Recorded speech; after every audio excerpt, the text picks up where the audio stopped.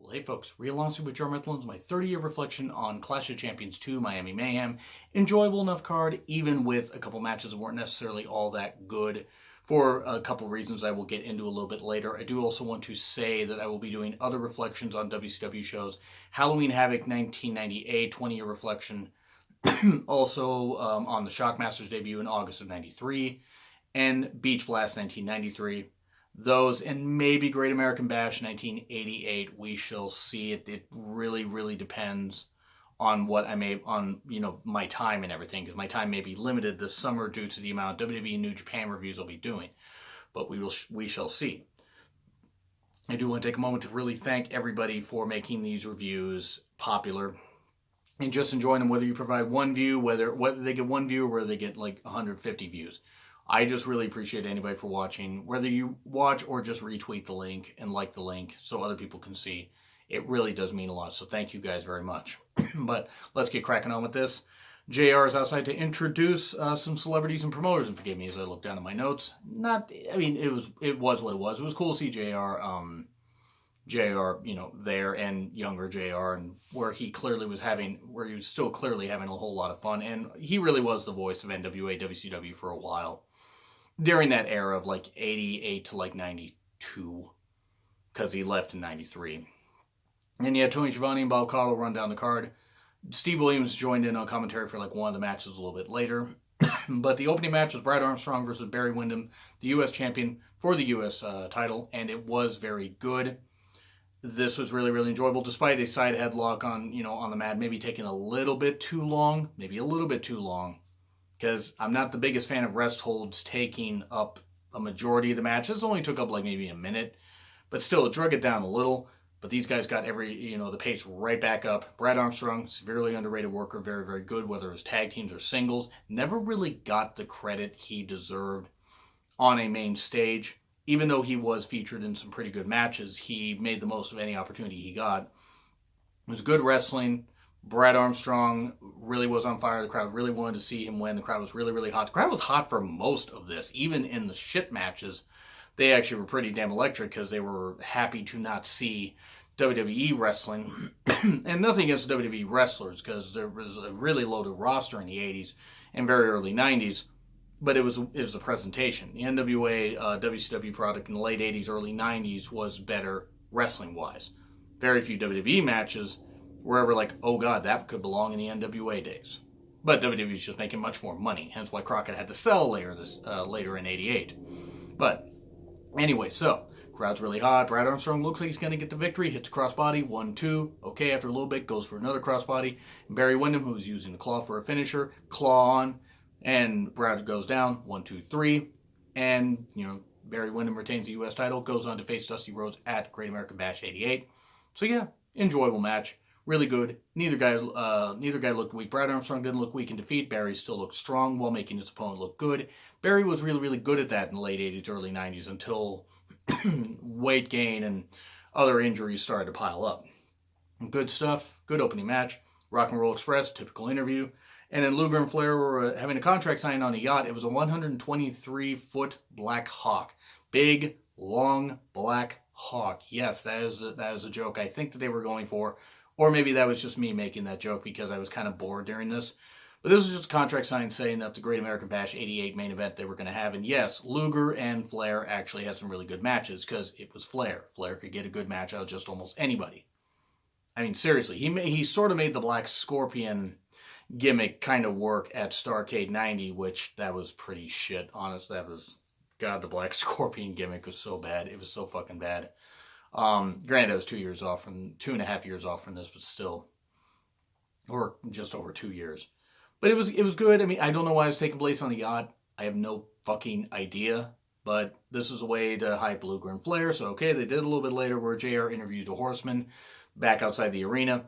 Then a little bit later, he's going to interview Luger. Luger shows up in a limo and gets attacked immediately, gets beat up and everything. It's just a way to put, get heat on the Horseman, give Luger more of a reason to go after Flair, and get that NWA title. Which you could argue that maybe he should have gotten it. I mean, I was never a big fan of Luger, but Luger was really super over with the fans for a couple years in WCW. And actually, he was more over in WCW than he ever was in WWE. Sure, they popped for him with the whole Yokozuna slam and stuff like that. But I never necessarily cared for the Made in the USA Lex Luger.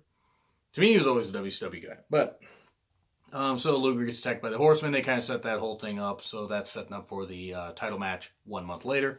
Then the Sheepherders, pre-Bushwhacker days, versus the Fantastics for the NWA US tag titles. Enjoyables, good tag action. Brawling, of course. The Sheepherders, it was weird to see them pre-Bushwhackers because they really were a rugged, violent team. I mean, I don't think anyone bled in this match, but that's what the Sheepherders did in a lot of their matches.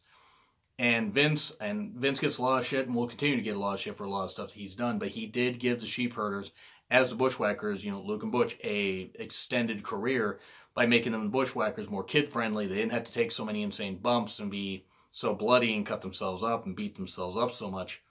They were able to get another good 5-6 years out of that gimmick, and make sporadic appearances here and there. They were able to really get over with that, and they got tons of merch money. They had a second wave of their career, and that was really good of Vince to do that. But yeah, this is a good match. Sheepherders and Fantastic work well together. Fantastic super over Rogers and Fulton. Really damn good team. And I mean, Tommy Rogers and Bobby Fulton. I do not mean Rip Rogers. I don't know why Rip Rogers would have ever come up in the discussion, because fantastic is not a word I would use to describe him. At least what I saw. I mean, apparently he was over in other promotions and everything, but anytime I saw him on cable TV, I mean, maybe it was just because he was broken down, but it is what it is. He has a funny Twitter, though. I will say that about Rip Rogers. He does have a funny Twitter. And actually does seem to know the wrestling business. But yeah, Rogers and Fulton did really well. Luke and Butch tried to use a chair. That backfired. Soon after, pinfall, 1, 2, 3. Fantastics were super over. Retained the U.S. tag titles. And good stuff. It was really enjoyable. They did have this one cool part, actually, where they kept trying to pin the Sheepherders. Either one guy covering both guys, or both Fantastics trying to pin each of the Sheepherders. And they just kept going with these quick pinfalls, but not getting the victory, but it was just a way to hype up the crowd, and the crowd was really appreciative of it.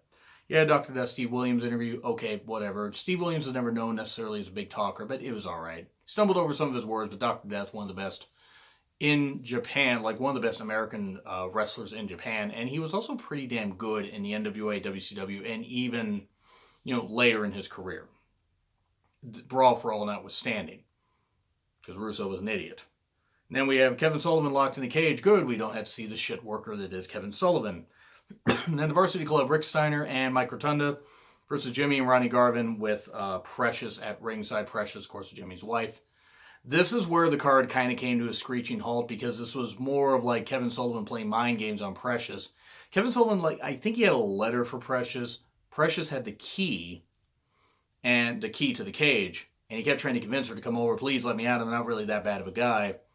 And then Precious they made her seem stupid because she went over to the cage, and of course he's grabbing her, trying to get the key. She's trying to get the letter. It was a messy thing. And meanwhile in the match, Rotunda, Steiner, and the Garvins are pretty good workers, especially at this point in their career. And it was sad that this talent took a backseat to a storyline involving Kevin Sullivan. Sorry, Kevin Sullivan, shit worker, and really not a very good promo.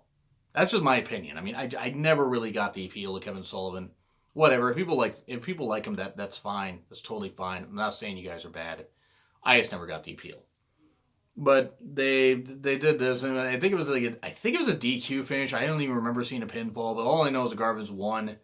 And then Steve Williams got upset at Sullivan for getting out of the cage because he kind of stole the key from Precious.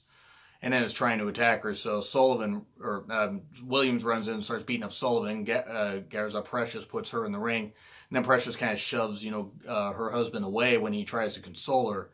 I guess because she's upset that he didn't stop her from being so stupid to go towards the cage with Kevin Sullivan and put herself in that situation. I guess it was, hey Garvin, it was your fault for not making sure that, your wife didn't do stupid shit. I mean, that's just the impression I got. It was just really kind of messy how they did it. And then they showed a brief picture of the Tower of Doom, which was going to be the kind of War Game style cage match they were going to have. Small cage, bigger cage, third cage on the bottom covering the ring, all of it covering the ring. And it was a 5-on-5 match, and Precious was going to have the key, and whatever team could get all 5 members out would be the winner. So, okay, you know, and that was an interesting War Games match. Maybe not the best one, but it was interesting. Then you had Nikita Koloff versus Al Perez. It was not very good. It wasn't. Zbyszko ran in. I never got the appeal of Al Perez. Nikita was good enough worker when given the right guy, but this was messy. Gary Hart interfered a couple times when he could. I mean, Gary Hart was very broken down by this point. Zbyszko runs in at one point with a chain. Nikita ducks, hits him. And then, of course, the numbers overwhelm him, and they get the chain and start beating him up. Yeah, it wasn't very good. Now Perez was not very good, honestly. He really was. This was a blasé match.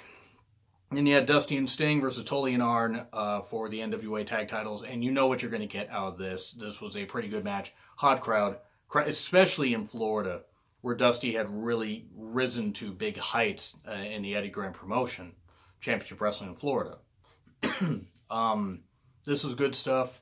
Sting, of course, super on fire. Arn and Tully being great bumpers and being able to still get great heat. It was a good pace. Great crowd. Great crowd. Of course, it caused a DQ because that's how you had to do it, because they were still going to go with this match, I believe, at Great American Bash 88. And then, during the whole big schmoz where the baby faces and the heels are attacking, each other. Flair runs in, Windham runs in, and then this whole big brawl at the end, and then that's how we go off the air. So it was enjoyable. It was enjoyable. It's B overall for the show. I'm starting to give letter grades, but it's just my opinion. Just my opinion. I mean, if you guys like it, great. If you don't, it's okay. But yeah, I would recommend you guys check this out. 3 of the matches were pretty good. The U.S. title match, the U.S. tag title match, and the main event were all worth it. Other than that, I mean, a couple matches on the show are washed, especially watching Al Perez and Nikita Koloff in a match that probably shouldn't have happened. This probably should have just been on NWA main event, and you should have just had 4 matches and given more time to, the main event, in my opinion. Because it was a good match, a pretty good match, but the way it was cut, it just seemed like they were cramming about 20 to 22 minutes worth of spots into about 13 minutes. That doesn't mean it was bad, but you'll see what I mean if you watch it. Anyway, do you agree? Do you disagree with what I said? What other shows would you like me to reflect on? Let me know in the comments, and if I'm able to see them on the network, preferably if it's on the WWE Network, let me know what shows you want me to reflect on. I'll see if I can do it. Maybe ECW pay-per-views. We shall see. Anyway, like, share, subscribe. Twitter link in the description. It's been Real Honesty with John Mifflin, Clash of Champions 2 review, and I will see you soon.